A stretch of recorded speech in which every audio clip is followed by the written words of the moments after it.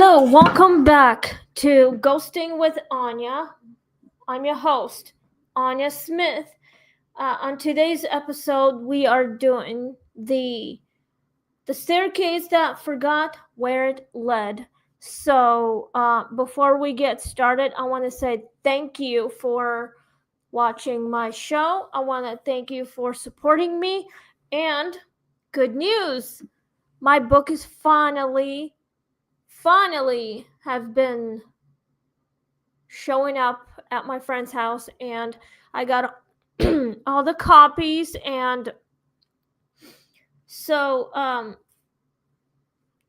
yeah, I have written my first novel, and I hope you guys like it. So if you want to, go on Amazon, like regular Amazon, and type my first name, Anya Smith, and my book will literally appear to you. And the price is on the bottom, and you can order it really fast at any time. And it's still in stock.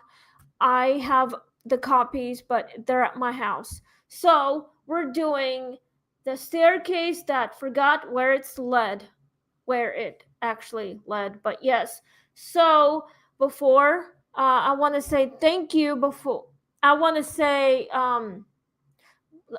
we get started, thank you for sharing and liking my video, and thank you for subscribing. Please continue subscribing to this channel.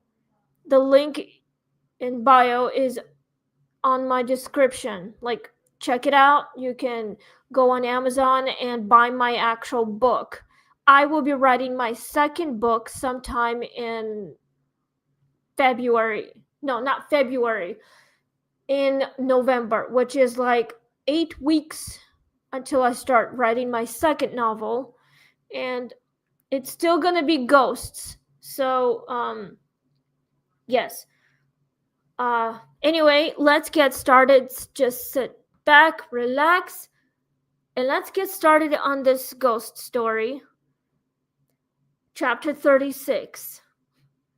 The staircase that forgot where it led. The new tenants loved the townhouse's old world charm until they noticed the back staircase. Some nights it was 12 steps, other nights 15. And once, when Mara counted aloud, she reached 22 before the top arrived. The air up there felt thin, like breathing through cloth. On a rainy evening, Mara climbed with a laundry basket and stepped onto a landing that shouldn't exist. A narrow hall with a single window looking out on a street she didn't recognize. There was no sound, no dust, as if the hall had been waiting. She turned back and saw only darkness where the stairs should have been. She walked the hall, touching the wallpaper's raised pattern. It was warm. At the end stood a door with a key already in the lock. When she turned it, the key clicked once and fell apart in her hand. Little, like brittle candy, the door swung inward to reveal the same staircase she had climbed, descending forever into a gray light. Mara backed away until the hall shrank to its ordinary landing. In the morning, the family found footprints across the ceiling above the stairs. Her tread invested marching toward a window that wasn't there anymore. Wow, that is bone chilling as I was reading my story.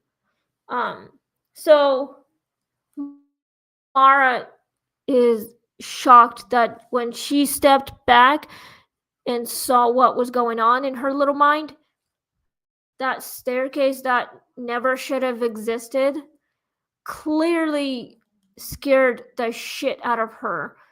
And the family, like, literally are still processing this when they saw what happened.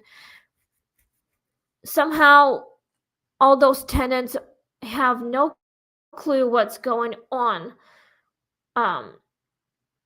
So maybe the staircase that never should have existed, probably because maybe there's a family that died in the past. Perhaps something happened, or like maybe the house went on fire, or whatever happened. So we are in questions now, but if you think this might be real or not real, let me know on the comments down below on the right side. So let's get started on the questions. Why does the staircase change its number of steps? Ooh, that's a great question if anyone knows it. I'm guessing it's probably a little bit different. Maybe spirits are messing with it somehow. Just like at the park where my boyfriend and I went to, it is called Hummel Park. Hummel. Hummel. It's a park, but when we got there, there's a bunch of numbers, but bunch of different parts of it. And like if you go straight up, there's like 100 steps, but there's like more than that. But if you go down, there's a different number that goes straight to, I don't know, like say 100 steps down to hell. That's what I would hear. But yeah, some numbers can go even more than 100 steps. I think it's probably both, but the staircase of the number that changes probably because somehow Mara was chosen, but every person that does this, I'm guessing like something to do with paranormal stuff. It's probably going straight to the underworld, but either it goes up to heaven or it goes straight down to hell. But trust me, it's real. If you don't believe me, research it, go in the article and find out what is so special about the staircase and the landing. Maybe it's because it was the previous one that happened centuries ago, or sometime in a modern era, like in the 20th century, or like in the middle of the 20th century. That perhaps time is different in that era. But if it was right where we are, things change. It just happens for no reason at all. But it's real. Why is the hall waiting for? I mean, what is the hall waiting for? I'm thinking for the fresh new victims. That's what I'm thinking. Maybe it's because where the person once died and had no memory of what's happening. It's like it's a time loop, you know? I think it's waiting for its next person who might be somehow, I don't know, claimed or wants to be chosen for something different. Things always happen, but my guess is that the stairs are waiting for the next victims. I mean, people die in that place. Like on a show I have seen, It is called Being Human. There's the British version of it that has 5 seasons. There is also the American version, which has 4 seasons. I've watched the first season of Being Human, and Sally Malik told a story how she died. Well, she had no idea how she died until she finally learned the truth what happened to her. She and her fiance were arguing. She accidentally lost her engagement ring, and then they decided to argue about him cheating on her with somebody else. He grabbed her and pushed her downstairs, and she tumbled, and then when she got on the landing, she hit her head and did not move. She wasn't breathing, which means she died. She got killed by her own fiance. So the house was telling her the truth, and she got it. She got her revenge. What happened? Everything changed. Things change constantly, but same thing with that staircase. It reminded me of the show that I've watched. It's obviously on Prime Video now, but I've seen this. But yeah, I think it's waiting for its next victims who end up dead or hung or tumbled or lost their balance and they don't remember what happened to them next. I don't know, their throats were cut or somehow, but the house was telling the tenants what is happening, telling them the truth.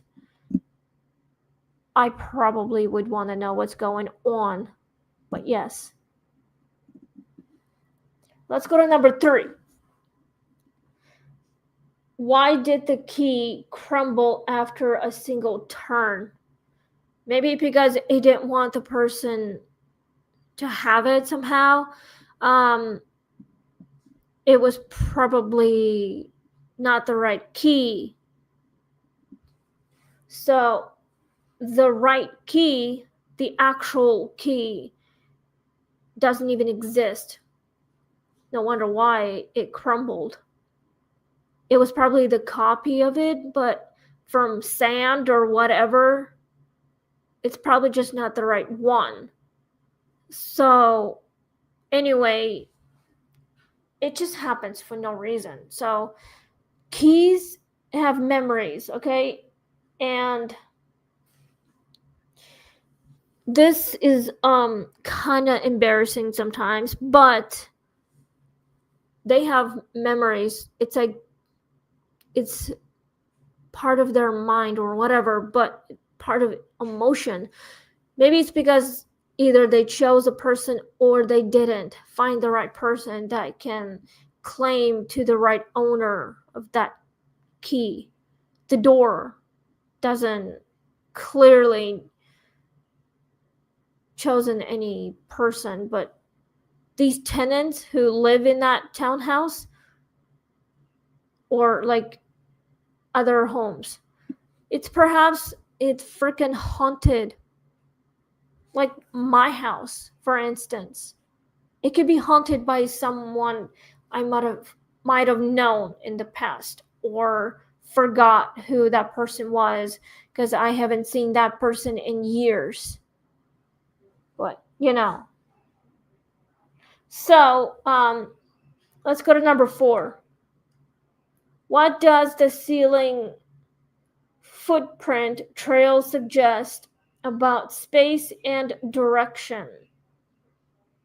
Well, that's a terrifying good question. Well, the footprints kind of maybe it might belong to the previous tenant once lived in that townhouse. Maybe it goes back to hundreds of years ago when a person somehow died. Maybe it went to the bathroom upstairs and drowned somehow. drew a bath and then took some kind of razor thingy and cut his or herself, just to end his or her life, just because they were betrayed by the person they once loved, and clearly, I don't know, got freaked out and ran back to the house, went to the bathroom, drew a bath, and then got in and then killed him or herself. And things went kind of blurry. That reminds me of a show I've seen called 13 Reasons Why. This was based on real things. So the actress who played Hannah Baker, she was raped, of course, by her classmate, and she did some 13 tapes. She was like really in a bad space, like that place, what happened to her. She wanted everyone to know what happened to her before she killed herself. Yeah, she got raped.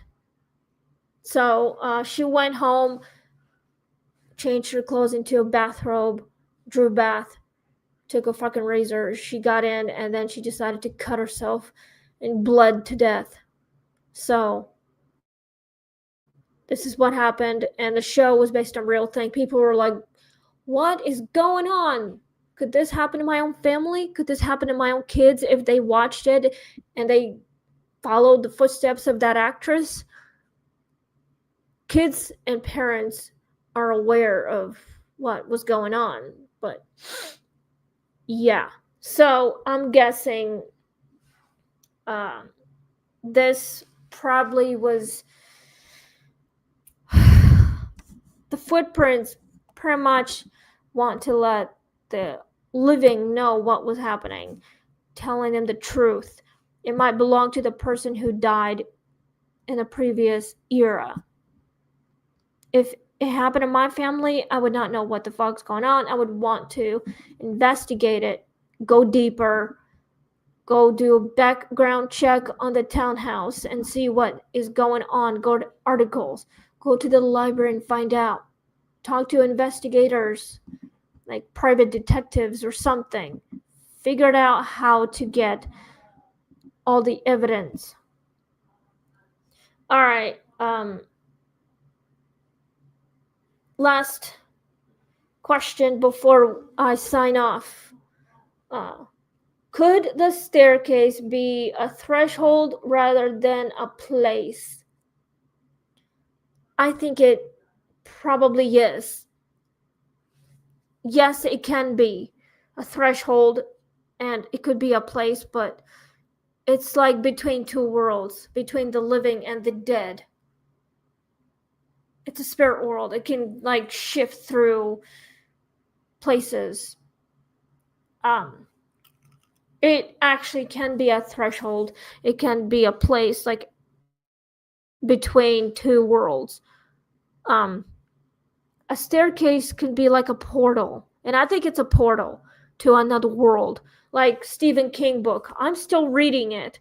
Of course, I'm getting closer to part 2.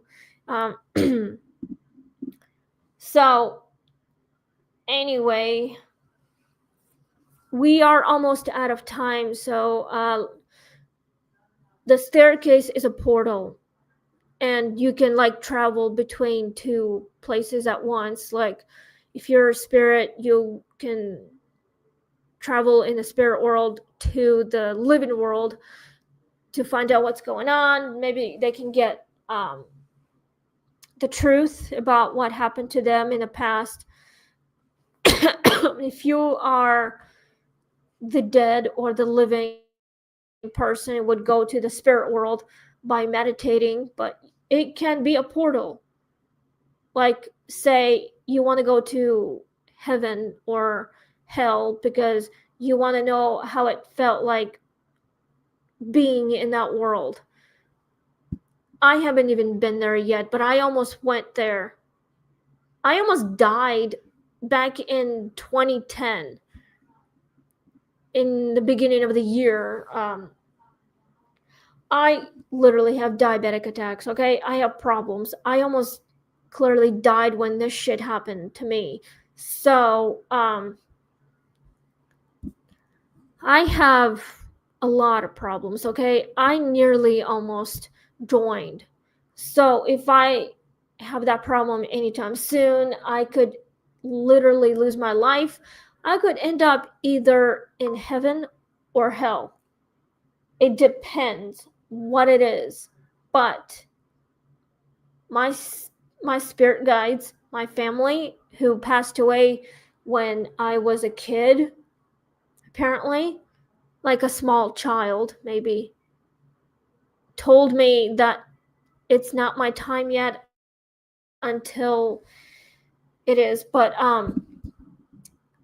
my grandparents probably told me it's not my time to die yet. But when it does come, they will be waiting for me. I mean, God loves me for what I am and for who I am, not for what I have, but He loves me for me just because I want to be like whoever I want it to be. He loves me for what I do. He loves me if I have weird shit going on, but no matter what, He's always there for me, and He will always take me to heaven, even if I don't want to go to church, but He will always love me, even though I got bored with churches. I mean, I do love God. I do believe in Him. I know He does exist and He's in the spirit world, but He's all over the place. Like here among us, we can't see Him, but He's here, but He's in the spirit world. It's a portal. You can like travel through time, whatever, but He loves me. He loves everyone, even the bad guys, probably, but He's trying to help them get through their weird shit, but trying to help them turn their life's around. Even if it happened to me, if I have some weird darkness, but God will always be there to help them go into the light.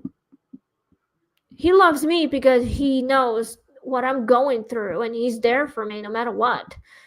And He can guide me anytime. But right now, I mean, He's there, but He knows what I'm going through. He is clearly is trying to get me into the light, and of course I will go there one day when I'm gone, when I'm dead. I will like be judged or something. Either I'm staying in heaven or I'm going down to hell, but depends. So yeah, right now I'm still alive, and He knows what I'm doing now. He knows I'm talking about Him right now in this podcast, doing ghost stories. But He's happy about it. So anyway, we are out of time. So I want to thank you guys for tuning in, listening for my ghost stories. I hope you guys love this, and please click like, share, and subscribe, and we'll see you tomorrow. And please go to Amazon and type my first and last name, and my book will appear in front of you, and the price is on the bottom, $13.99. Please buy my book and read it, and let me know on the comments back here on my podcast, on my channel, Ghosting with Anya. I'm on Instagram. Let me know on the comments down below if you like it. Let me know if you want me to write my second book. I will write my second book. Same name, but it's going to be volume number 2. And we're gonna do customizing a different cover for my book. The different colors, different styles, unique ones. don't forget to check out my link in bio on my description, and please subscribe, and you can share, and also tell everyone about my book and about my podcasting, ghost stories, a lot of paranormal stuff, about everything. I am the author, Anya Smith, Anya. That's my first name. Anya Smith is my last name. So, anyway, thank you for tuning in, and we'll see you tomorrow, Ghosting with Anya, and we will talk about a new story. Will be chapter 37, The Letters That Wrote Themselves. That's a scary one. It can be, but let's do the story tomorrow. So we'll see you tomorrow, and we'll talk about it once I am done reading the story to you all. And have a wonderful day. Stay safe and stay spooky. Halloween is coming next month on October 31st. And please give me thumbs up and support. And I will be working on my new book in 8 weeks.